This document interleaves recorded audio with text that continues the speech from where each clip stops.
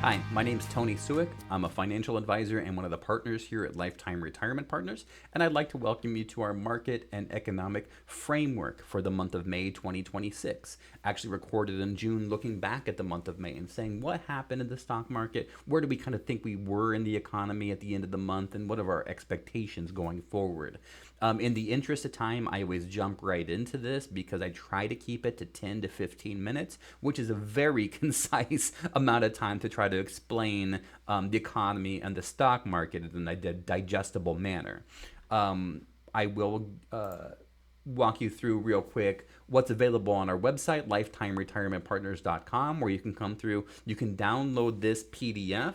And you can, meaning the slideshow I'm going to go through right now. There's also a PDF version of our framework, which is kind of a newsletter format you can sign up for. And don't forget to follow us on social media, on Facebook, on YouTube, on X, and watch for content there as well. So lifetimeretirementpartners.com. That said, let's jump right into it. May was another great month for the stock market. Daisy chaining off of April, where we had an appreciation in the S&P 500 of over 10%. We followed that with a month where the S&P was up 5.15%. And of course, that's at the bottom of a sell off, but we've seen a significant appreciation. Stock market back to setting all time highs, and doing so with very low volatility during the month of May as well. We see positive performance for the Dow Jones Industrial Average, the NASDAQ, you see up over 8%, small cap Russell stocks up 4%, and then we see gold down for the month of May. Crude oil down significantly for the month of May, started well over $100 a barrel, finished somewhere in the 80s at the end of May, so down almost 20% for the month, and that's a good part of the reason you saw money flying comfortably back into stocks. When I look at the economy and the stock market, I like to break it into these quartiles and assign each a score. So this isn't, when I say assign, that isn't to say we do it whimsically. It's based on dozens and dozens of data points. We see only one score change for the month, so I might as well start with that. Market fundamentals, the bottom right corner of the PDF. I downgraded that to lean positive, and that's not because we're losing faith in stocks or think that stocks are all of a sudden way overvalued again or anything like that. But after such a big run, and I'll come to my conclusionary statements in a little bit and mention some of this, but after such a strong run, it wouldn't be surprising to see a sluggish month to kind of follow that. And so I took it from positive to lean positive. The three economic scores are the same as they were when I did this presentation same time last month. Macroeconomic indicators +2 on a scale of -2 to +2. Monetary indicators +2 as well. And then strength of consumer a +1 on a scale of -2 to +2. That was at the beginning of the year, that was negative. And then neutral. And so one of the things I want to highlight today and spend a couple minutes on is some of the recent employment data that we've seen. I'm going to talk about employment and macro primarily in our presentation today. I'm going to skip around a couple slides here. I'll make quick work of two of the key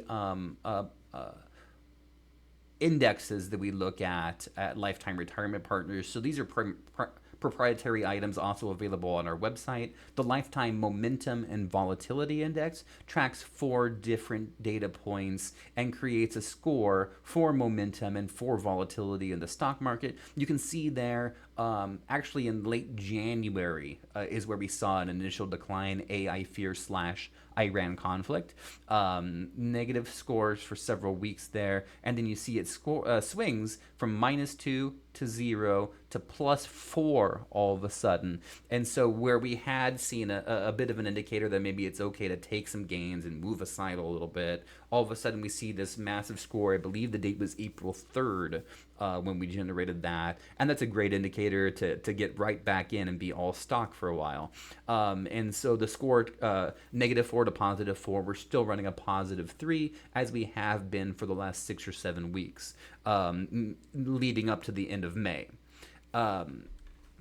Still a positive environment for stocks to end the month of May.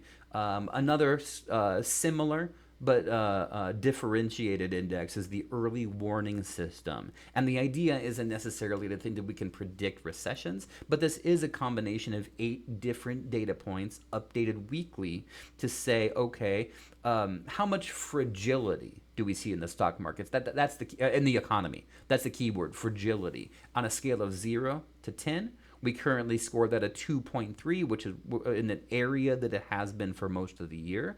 And so, just in terms of economic fragility, things that tend to weaken, that are theoretically leading indicators of a downturn or at least weakness in the economy. And we really just see a very benign score there right now. And so I gain comfort in thinking that somebody can be aggressive with their money right now. Now, a quick note on price to earnings ratios. We can't spend a ton of time here, but I like to always give an explanation because it might be a nebulous idea if you've never gone through it before. And so if XYZ company is $100 a share and ABC company is $200 a share, those are pretty arbitrary numbers in the sense that one might have way more stock issued than the other. So the price of 2 different stocks doesn't mean a whole lot, just apples to apples when you compare them. What you have to do is take the price of the stock, divide it by the company's earnings, and it creates a comparable ratio that you can use from company to company to company to start to make comparisons. I'll focus on the S&P 500 index down there, 25.7, trailing 12 months 23.31, and then the important one, forward 12 months 22.37 to finish the month of May. And those were greatly elevated from where we started the month of April. But keep in mind, the stock market was up almost 16% when you combine April and May together. And so we had gotten to a point at the beginning of April where these numbers were the lowest they had been, excluding 1 or 2 weeks around Liberation Day in 2025. These numbers were the lowest they had been in several years. And so it wasn't surprising to see a pretty significant rally and bring them back up to where they kind of had been running before. 25.7 is elevated, and 22.37, I will caution you, is the highest it has been this calendar year. I think it was around this level last December, I believe. And so we have seen an appreciation. We've seen a pretty significant stock rally. Like I said, the S&P setting new all-time highs. And that's mostly justified because of the rally we've seen in corporate profits. Highlighting what we call earnings season here, where companies announce quarterly how they did for the quarter, how they expect to do in most cases next quarter or next year, and kind of give us some guidance on where the economy is when you add times 500 companies, add them all up. What are they projecting? Part of the reason we've seen a pretty good run on stocks, and where I wouldn't be surprised if we continued to see stock appreciation during 2026, is the numbers are really strong in terms of the earnings season, where we saw at the end of 2025 a bit of a sluggish one. You can see, for example, gross revenue 73%, kind of in line with historical averages the last 5 years. Look at that. As of the end of May, 90% of companies in the S&P 500 had recorded their corporate earnings. That's starting roughly April 15th and ending in May. And we've seen some unbelievable numbers in terms of current earnings and revisions upwards. But earnings per share is really what we're looking at, which is basically net profit for a company. And you can see 84%, the strongest one that I can remember, companies overperforming their expectations. And the size of overperformance is massive, 17.9%. And so earnings for companies are climbing and climbing quickly. And when that happens, you can expect stocks to climb right along with those numbers. This is the number one thing that stocks correlate with over time is obviously how good are their profits and kind of where are we in terms of an earnings season. Federal funds rate, I'm not really going to talk about very much. I put this slide in here to remind everybody kind of where we're at, where we've seen several Fed funds cuts at the end of 2024 and the end of 2025. The odds of a rate cut in 2026 have greatly diminished, and that's true because A, employment is stronger than expected. I'll come to that in just a second. And B, the inflation, right? Not only have we seen sticky inflation, we've seen inflation increasing in recent months, and that's not an environment where the Fed's going to cut rates. There's an old adage, don't fight the Fed, where the first 6 months after rate cuts, we tend to see rallies in the stock market. We've gotten one this time, just like we've gotten one many other times in history. But the the prospect of additional rate cuts is greatly declined. I've written multiple times over the last couple months, starting late last year, that I thought the market was getting way ahead of itself, pricing more rate cuts for 2026. I'm not sure those will materialize. I was never really persuaded they would materialize.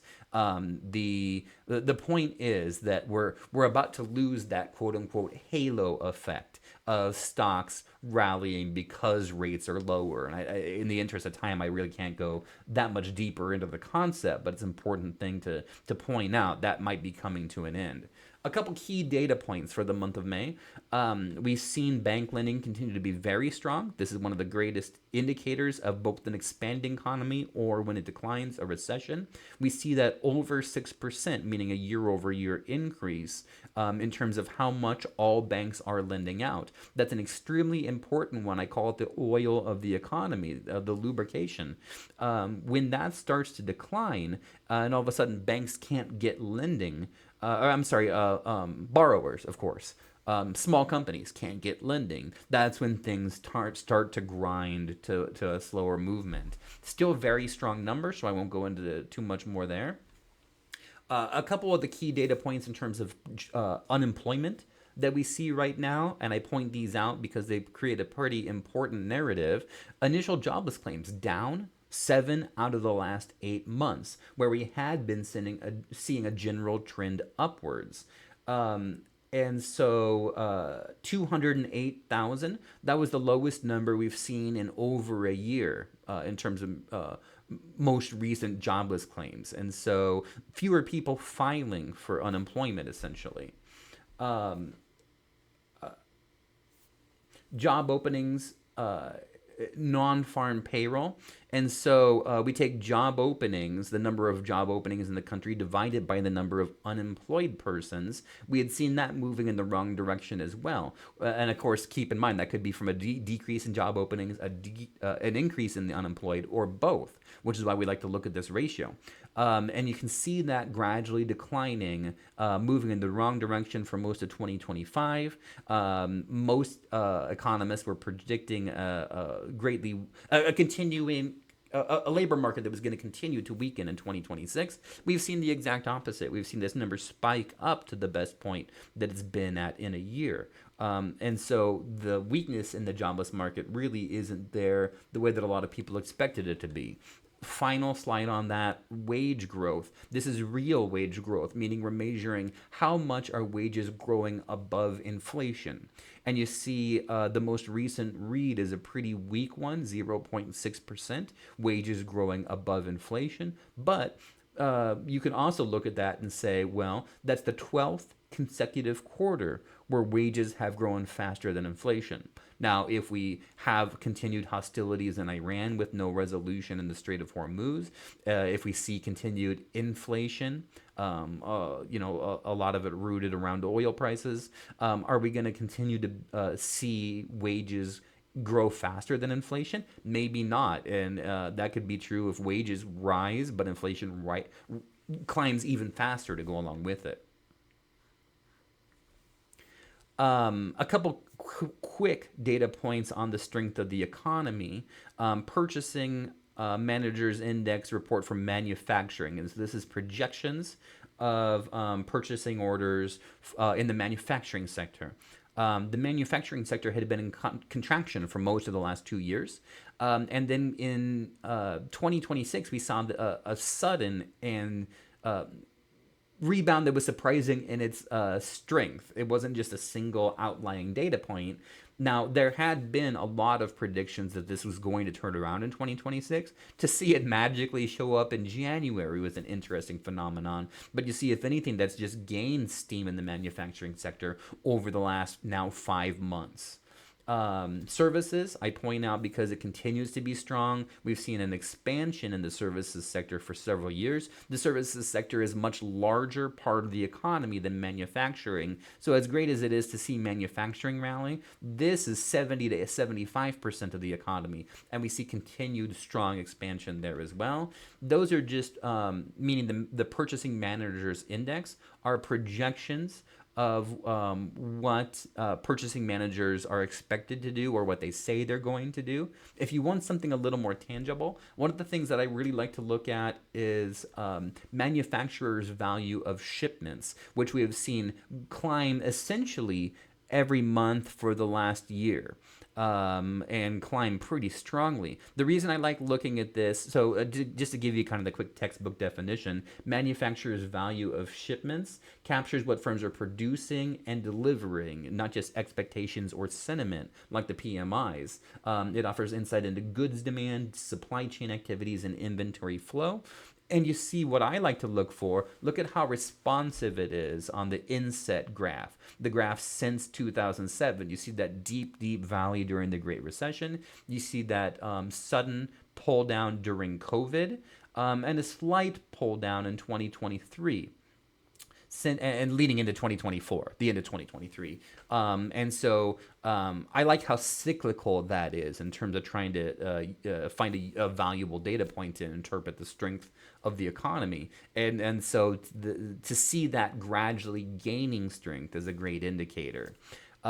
In summary on a couple of these different data points, because that's the end of the presentation there, I would like to just give you a few quick thoughts and tie some of these points together. And I know I'm a little past my time. It's really hard to try to target 15 minutes. But my basic takeaway, the rally in April and May wasn't unexpected.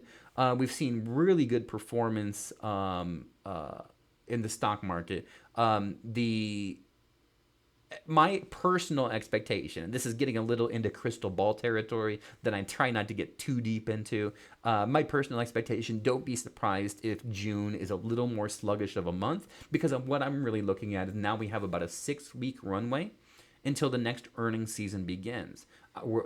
Expectations are pretty big for that earnings season, so hopefully things don't disappoint, or the rally could be off the rails. If it's strong, just like it was in the first quarter of the year, that we could see continued stock market growth. There's going to be that roughly 6-week window where things could be a little sluggish. Between earnings seasons, we tend to be a little more hostage to A, headline news, B, volatility, and things outside of just intrinsic earnings tend to get their hooks into stocks and pull them in different directions. And then when we get updated earnings, they tend to kind of revert to the norm. And so that's my general expectation. I'm telling clients, look, don't get concerned, but don't be surprised if we see a little bit of a pullback in June. To kind of bridge to that next set of earnings, as long as those are numbers that are kind of in line with expectations, and we could see continued growth in the stock market as we've seen continued growth in the economy. Anyway, feel free to reach out with any questions. We would love to hear your feedback. At the end of the month, quarterly, I do a much more in-depth discussion of the stock market and the economy, where we'll talk through some of these things in more detail. I hope you join us for that. We'll have other content posted during the month, so be sure to subscribe to our YouTube channel. Thank you very much.